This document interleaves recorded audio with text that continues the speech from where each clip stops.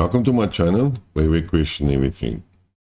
Today's topic is an alternative viewpoint, and is the Russian SMO legal or not? Part 2. Well, it seems to me I missed a number of arguments, or to make it clear, on why I was arguing whether the SMO was legal or not. And I seemed to me have forgotten a couple of things and assumed that you as a viewer knew it. And then I read one of the comments of a viewer, and then I realized, but no, I didn't convey the message correctly.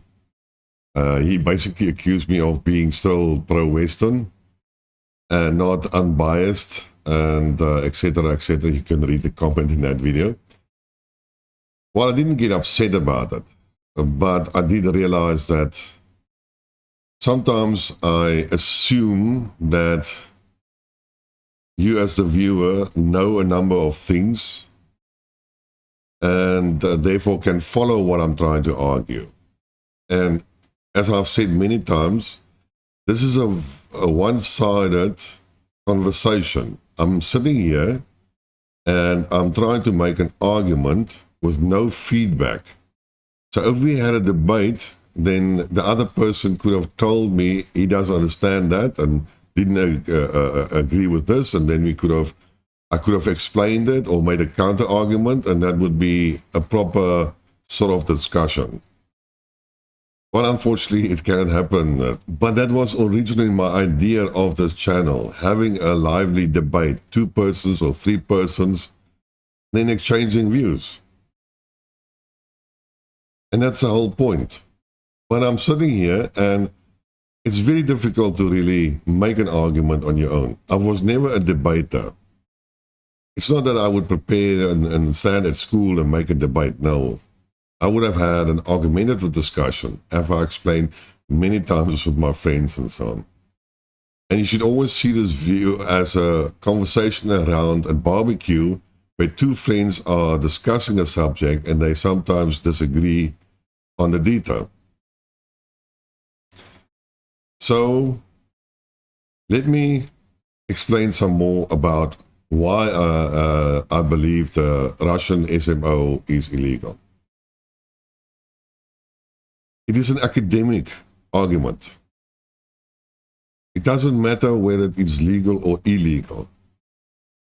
The matter has been done, it will not change, and would have no effect on the SMO itself. It's just an academic argument. That's all. Now, initially, well, let me also say, a typical thing is like, let's take the story about Crimea. Crimea has a long history, and forget about the history. In 2014, the people voted in a referendum to join Russia. Just Russia accepted it.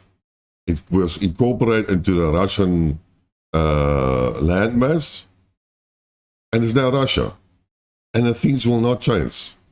Doesn't matter how you argue. The 2 Donbas republics have voted in a referendum. They joined Russia. Russia accepted. They are now a Russian territory. The 2 Sub-regional and Kherson Oblast have voted. And they're in now. They are now Russian territory. And nothing is going to change. It's like in Germany we have a saying, you can stand on your head and catch een vlieg. Come on. In Afrikaans is 'n vlieg. These things are flies. And you can catch flies with your feet. And it won't make a difference. That is when you usually a kid and you throw a tantrum, that's what your parents tell you.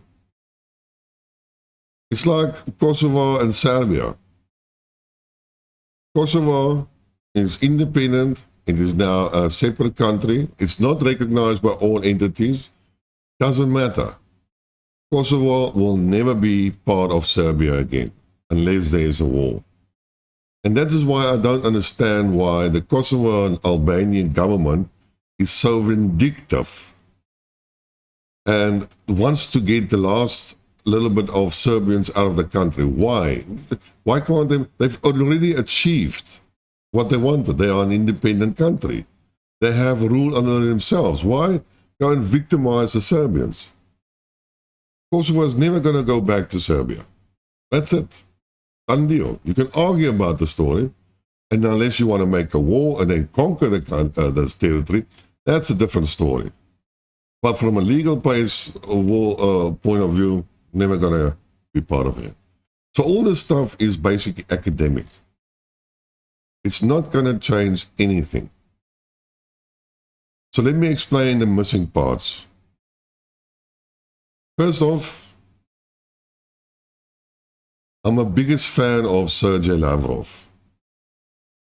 Make no mistake about it.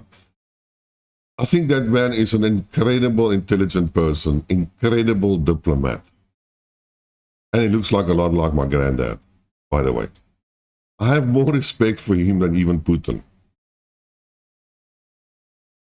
And I've listened a lot to what he has said at news and at certain speeches and so on. And what he has said, when he visited, when he was at the UN, I can't remember, was it October or September? I can't remember. He had a press conference, and he was asked about this. And he clearly explained, and I made a video about that, why it was legal for Russia to start the SMO. And I know he referred to the UN Charter, and he also expressed it that there was a lot of misinterpretation of the terms of the UN Charter that specifically addressed when can a country become independent from its main core governing body and separate and become its own country. And the point said, he specifically said that there was a lot of discussions in the US and the UN, and I think in the 50s or 60s, then finally there was a little bit of clarity on how they would approach it. And it was basically that the government of a country is responsible to exercise the wishes of the citizen. The government represents the interests of the citizens.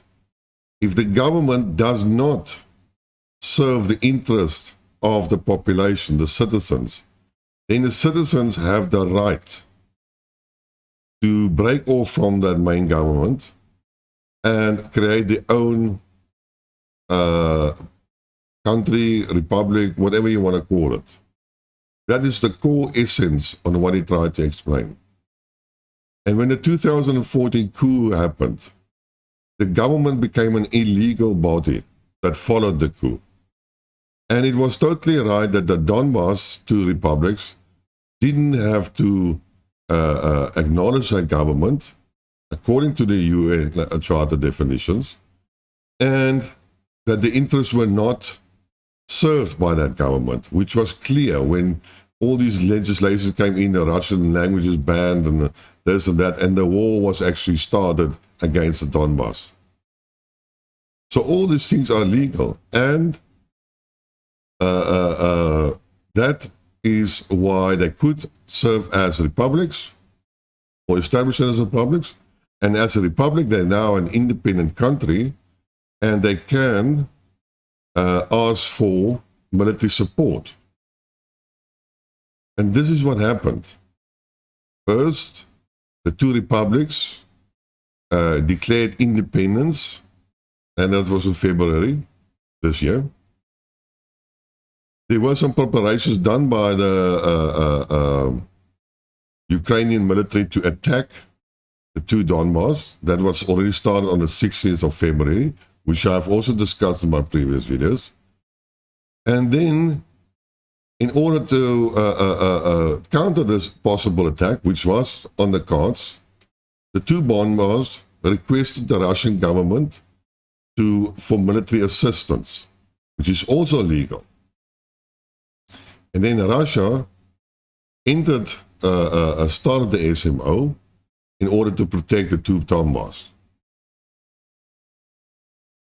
And that is all right. It's legally, and that is what I accepted, and this is also what Sergey Lavrov explained. And then I assumed it was correct. And then the SMO progressed, but I didn't watch the map. Then finally, a couple of months or so back, I started to, for another subject, I started to look at the time lapse of the Russian SMO, just to see how things were. It was after the Kherson withdrawal, and any of my viewers know, I believe the Kherson withdrawal was a military strategic error. Finish and clear. And for that view, although I'm pro-Russians and anti-Western, I was actually cancelled by pro-Russian viewers because I refused to do the narrative, support the narrative. And then the pro-Russian bloggers and commentators basically made the same things of cancel culture they are actually accusing the West of. And then I started to realize, but, I've been following these guys, a couple of them, and they always talk the same narrative, even if the situation on the ground changes. And when I start to point out these differences, then, no, you are pro-Western. Oh, yeah, no. I'm not actually angry about that. I gotta laugh at that, because it's a joke. And then I realized that, shit, I don't have a voice, so let's start this video channel. That's what I did. As a counterbalance, as an alternative view. Because the pro-Russian side is also starting to live in a bubble. Now, if you want to listen to fantasy speculation, then you go watch the Duran. And if you want to listen to stories, then you go watch Gonzalez Lira. And if you want to enjoy yourself in the bashing and the bad-mouthing of the opposition, the Western, then you go watch Andrei Martinov.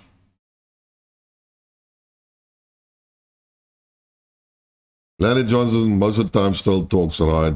I know I'm against Andrei Seika, but still he talks most of the stuff right. But all pro-Russian. The Seika, the Bird's Eye View website, has a lot of articles of guest analysts and commentators, and they're all pro-Russian. And it's like also living in a bubble.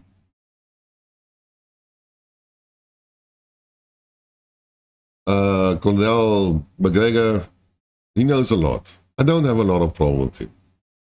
So don't I'm not against him. But sometimes he makes some real wild statements. But that's it.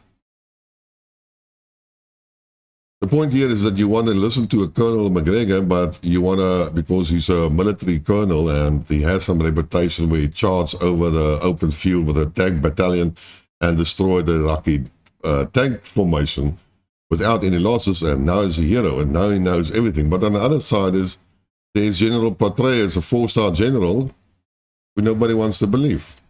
How do you get that right? I don't know. But I'm digressing again. So let's get back to the legality.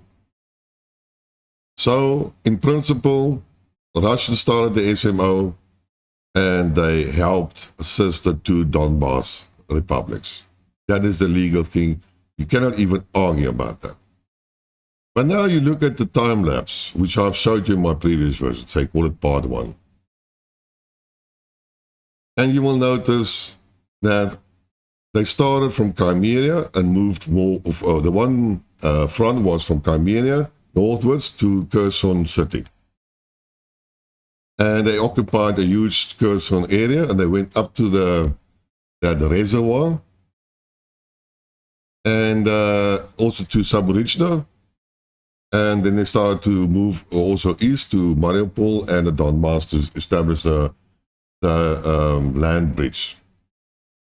Now this I can understand. It's a little bit debatable, but the Ukrainians were cutting off the water supply to Crimea. So this could have been a reason and a motivation, an argument to say that this type of operation was acceptable because it was protecting Russian territory, Crimea, in order to bar the water supply.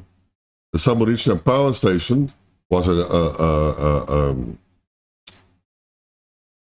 nuclear facility, which also was supposed to be powered. So it's a little bit of gray area, but you can make some arguments about that, whether it's legal. So you're protecting basically Crimea. Then you had a little bit of battles on the Donbass and Lugansk fronts, and you've seen the first part of the battle. The Lugansk area were moving forward, and they basically recovered the whole of the Lugansk Republic, or Oblast, or then the Republic's territory. That you can also see, and that is totally illegal. Absolutely no. Then we had this major 40-mile column, an attack on Kiev. Now, theoretically, that would be illegal, but from a military point of view, it was a military strategy in order to threaten the Kiev regime and force them to make a peace agreement.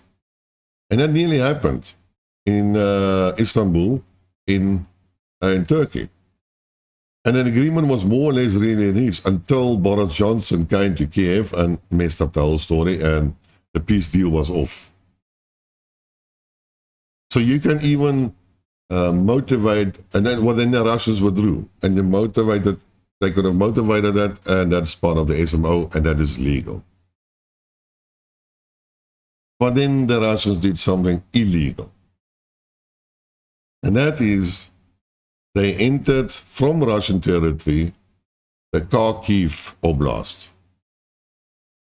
And that is Ukrainian territory, out and out. There's no military strategy involved in that.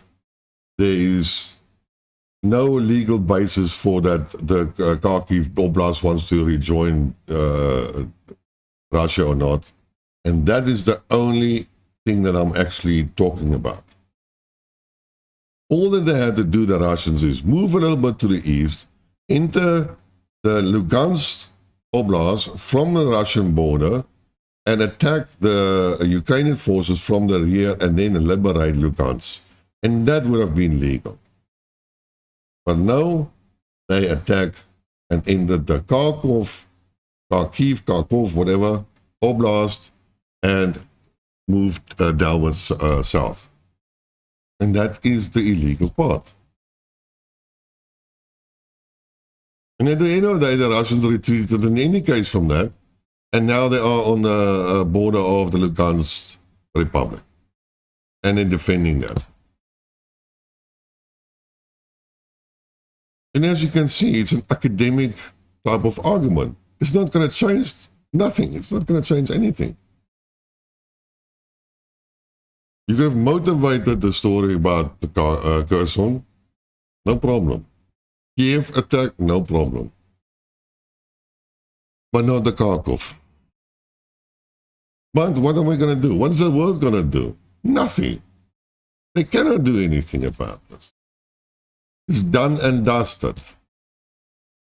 Is the UN, the world, now going to turn against Russia and demand the return of these provinces? No, they're not. Just like the world is not going to fight for Serbia in order to return Kosovo to the Serbian territory. So international law and all things has its limitations. It's good to have a law, but you have to have somebody strong enough to enforce it. And there's nobody willing to enforce it.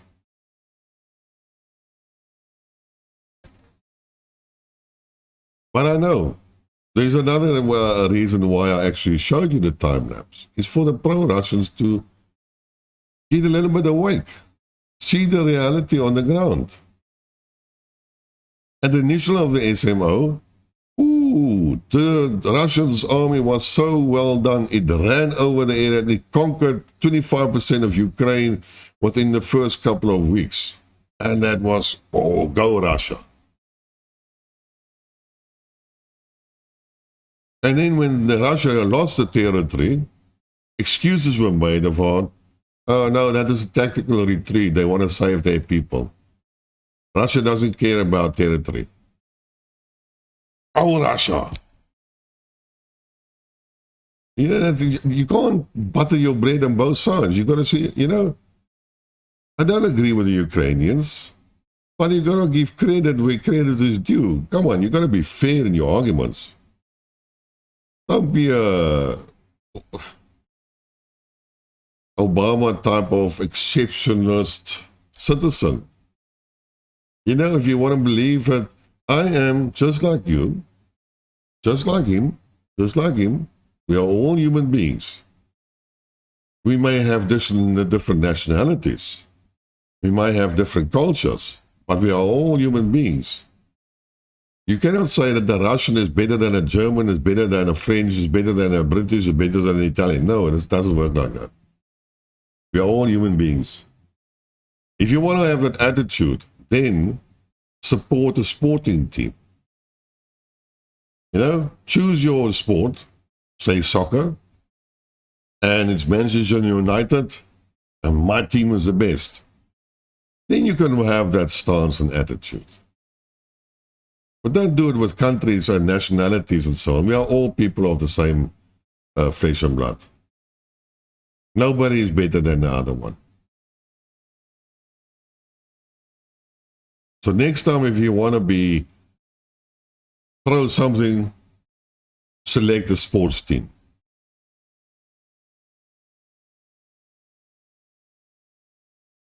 Well, did I say everything I wanted to say? Did I explain everything? Hopefully I didn't forget anything again. If you disagree with some stuff, leave a comment. I will reply to the comment. And then I will elaborate the argument that I try to make. None of us is perfect, and I never claim I'm perfect. And I know I make a lot of mistakes. But if I don't get any feedback, I cannot explain it better. I have no interactions. I have no two-way communications. I only have one way. And as I've said many times, when I start a video, I have lots of stuff to say. And when I start talking, then all the stuff I forget to tell you. Anyways, if you like what you heard, subscribe to the channel, tell your friends, spread the word, press the bell button, whatever, to be alerted. And until next time, cheers.